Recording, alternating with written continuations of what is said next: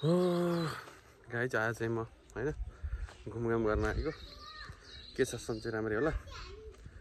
म चाहिँ आज यसो हावा खान पऱ्यो भनेर यसो डाँडातिर जान लागेको।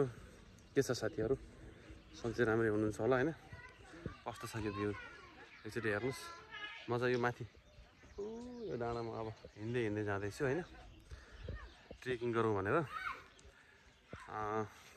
कस्तो छ दान है, यो पछाडिको भ्यू यो बाटो। म गाडी चाहिँ यता पार्किङ गरिरहेको छु। अब म चाहिँ टक्क घुम्नको लागि होइन आज टक्क घुमेर टक्क डाँडामा गएर चिसो हावा खाउँ भनेर लागेको।